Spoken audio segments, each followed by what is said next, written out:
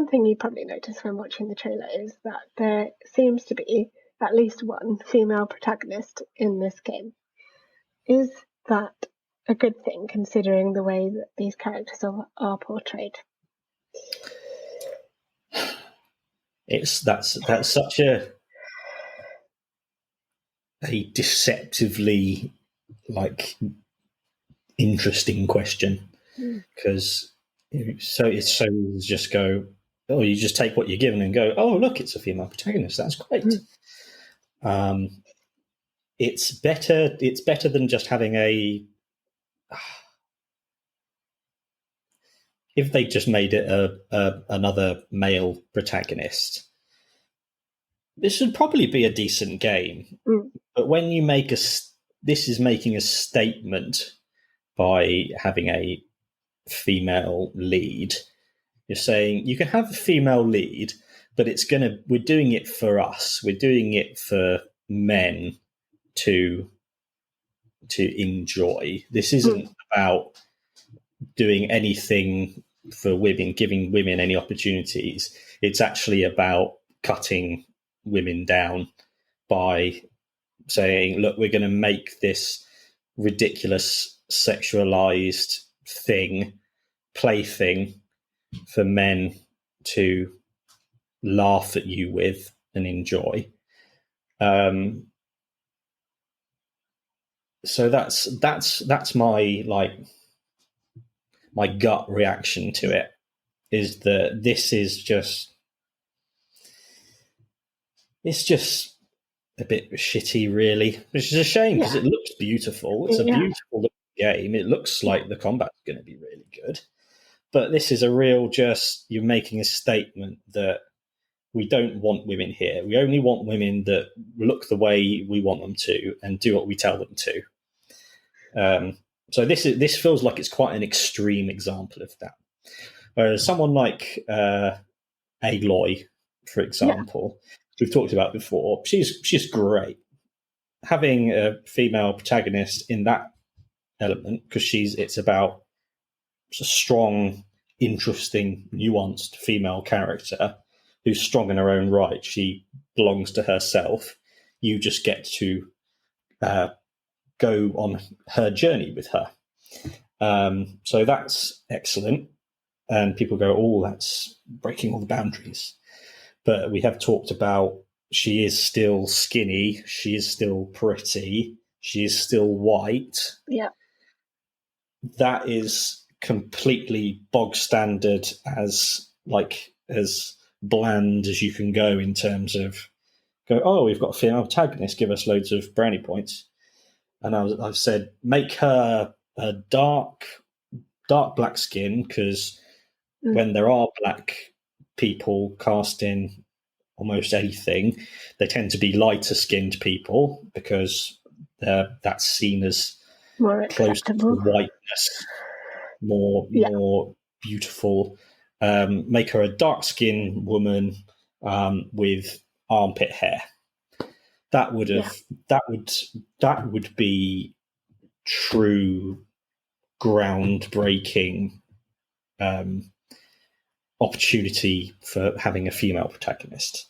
So, but just having a female protagonist, so it turns out that there can be just bad examples that really should just be scrapped and built from the ground up. So yes, it's such a deceptively interesting question.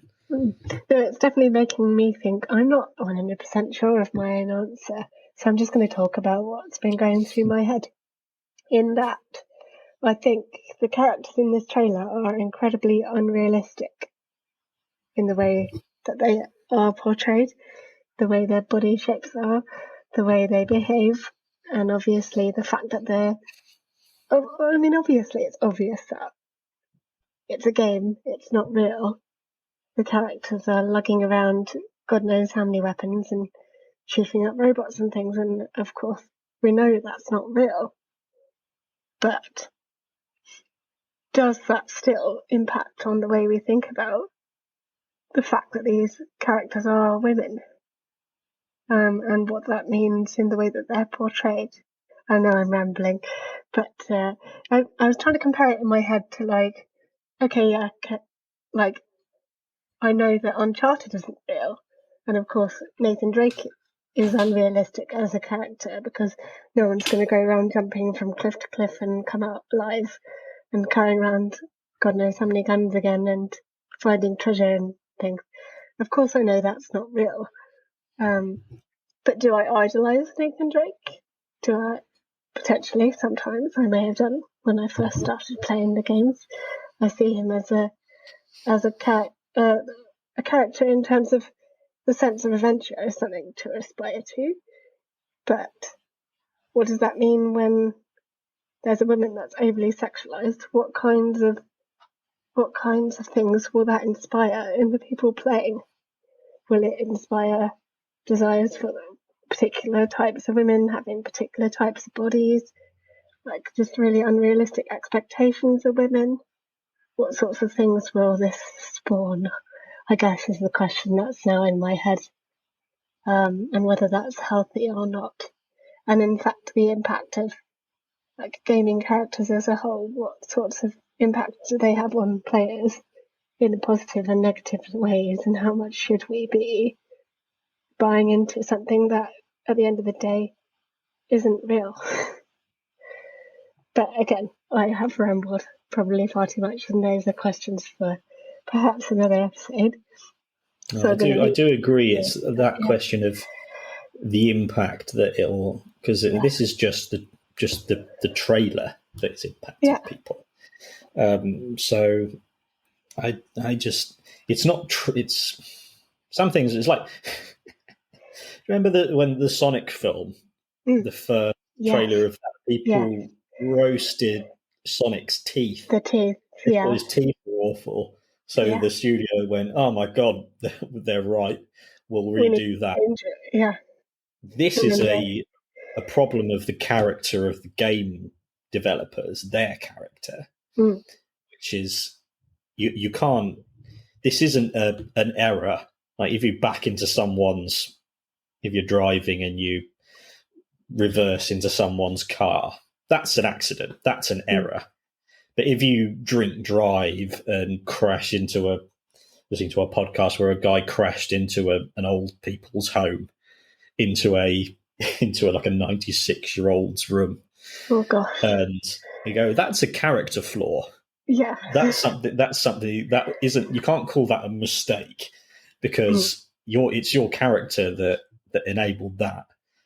And so that's why, again, you put it perfectly, the context of around a game's development, that's vitally important to understand. Definitely. So in terms of the characters that we've seen in the trailer, do you think that they have a future in gaming? Will we see these types of characters in, say, 5-10 years' time? Difficult one. It's a bit of a theoretical question, really. Again, I think I'll bring it back to my ignorance of the the extent of women's rights and feminism in Korea in this instance. This seems like it's they're a couple of decades behind where, say, so this is socially speaking. So like it feels like a problem we would have had, a game that would have been made 20 years ago, and we will go, oh, it was just the times. Yeah. They might feel quite nostalgic about it, perhaps. I don't know. It's tricky, but it makes me think of why I'm optimistic about the world in taking, as I always like to bring it back to capitalism. Disney, one of the biggest companies in the world, they're making Black Little Mermaids, people of colour everywhere, gay people, lesbians. They'll be having trans people soon, I hope. Netflix, just fucking an orgy of just the most ridiculous amount of sex scenes of a million different minds, Mm-hmm. which means that the biggest companies in the world believe that the future is diverse. And tolerant. And so that's good. But in smaller countries like Korea, that is not true, because a lot of the companies that were just doing that logo, they changed it all. And the government are supposed to be the referees of social arguments, but the government just aren't refereeing properly. I wonder if it's also true in bigger countries like Russia, and it just depends on the type of system and society that women are living in, I guess. Not to limit it to geographic size of the country, but yeah. No, it's interesting. It made me think it's kind of, you say nostalgia. The word I thought of was retro. It's like retro racism. Do you think right now I'm in love with American football now, and it's like 80% of the players are black or mixed race, because they're the best athletes they can find. And it's the same with basketball. Two of the most profoundly popular sports on the planet, and the NBA in particular is like on fire in China. So there's just hundreds of millions of people watching these things. Yeah. And there will still be people who like don't think that black people and white people should go to the same school. And you think, dude, we're in the 2020s now. We've got races high. We're in advanced racism level. We've gone, okay, mixed race is fine, integration is fine. Now people are saying, oh, the just more sophisticated levels. That's it. Sophisticated levels. This is unsophisticated. So you just go, come on, we've hashed this out. At least come and be arguing about having, but we've got a female protagonist, she's white and she's skinny. That's the kind of problem that we've been talking about. And now we're being dragged back. Imagine if Aloy, if this was Aloy, we'd be having the same conversation, but we're not, because it feels like we have sophisticated, hopefully this is more advanced permanently.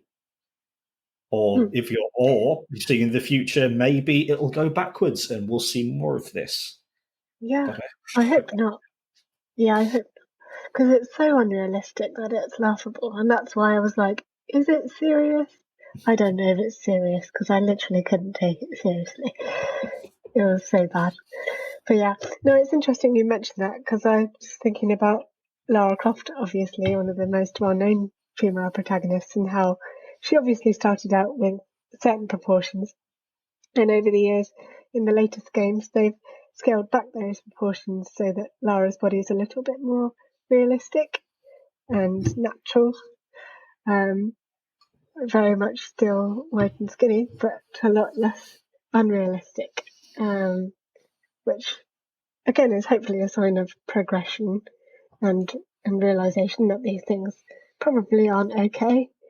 But yeah, it'd be interesting to see whether we continue on that curve of diversity and sort of more realistic portrayals of characters within games, or if we take a complete U-turn and go completely unrealistic and goodness knows what. But yeah, completely. I'd forgotten it is literally like Lara Croft. This is the Lara Croft that the 15-year-old. I always feel a visceral sense of satisfaction when I think, oh yeah, it's like a 15-year-old boy made this. Yeah. I'm right. I'm right.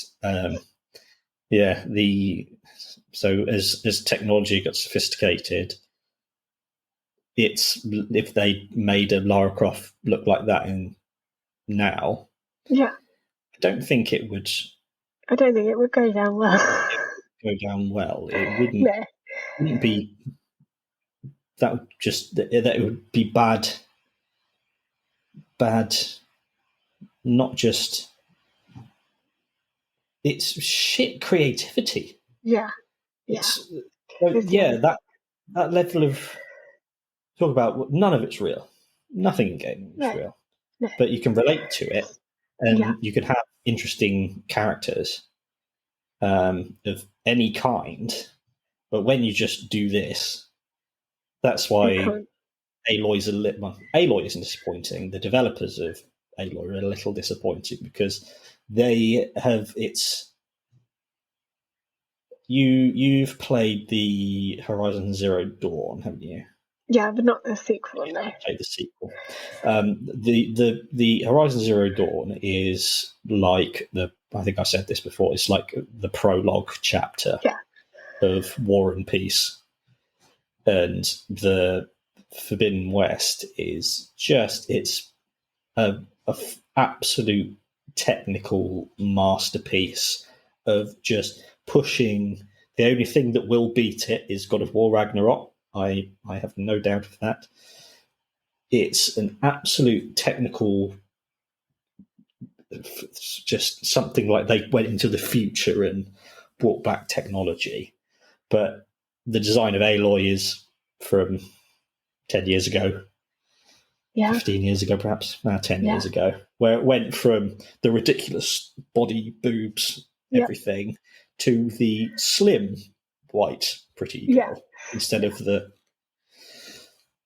That's really interesting. The way that the body shape has gone from one shape to another shape. Indeed. I mean, we've talked about it before, but The Last of Us 2 has gone even further than that and gone into an even more realistic direction. Like, what would a woman look like with muscles? Let's see what that looks like. Again, both white still, but better than an incredibly athletic, somehow still skinny woman. But no, they're so close. They're so close. Unfortunately, although Nadine was quite muscly in Uncharted, Lost Legacy. Reasonably. I mean, in Uncharted 4 as well, because she basically kicked Nathan's butt. But she's also played by the same actress who plays Abby in The Last of Us. Yes. Weirdly enough, there's a link for you, unbeknownst to me. They're both made by the same company. They are not. Yeah. That completely. I missed that. See, we've been out of the game so long. We have to get back into the swing of it. This is the thing. It was interesting. Something struck me when you said about how you can play a character that's completely unrealistic, and how much more you can invest in a character that you can relate to, and invest in a game that you can relate to. When you play a character like the ones in Stella Blade, it's so unrealistic that it's. I lost my train, but basically, it's not going to mean you can't as much connect to it. No, exactly. You can't connect to it in the same way you connect to a character whose story was perhaps similar to your own or looked a little bit like you, or struggles with the same things as you, say, in the story game. For this game, it's just going to be quick, breezy, action, sexy playthrough, and that's what you're playing it for, is all the sex and the violence, and that's it. It's like a crappy movie, basically, that you watch for a good time, but it's not like one that you'll come back to again and again, unless you like crappy action movies, in which case, all power to you, I suppose. But in terms of emotional investment and meaningfulness, this game is probably not one of them, judging by the trailer. One thing that I sort of breezed past on, only really taking into account now, this is a a PlayStation exclusive that Sony itself has taken under its wing. So this isn't an independent game studio. Sony looked at this and went, yes, this is what we want. That's a good point. Which is not great. Not so good. Another thing, I'm just going to take some more shots at The Last of Us Part 2, because The Last of Us Part 2 is one of the most extraordinary games I've ever played. Definitely in my top 5 of games I've ever played. It changed me.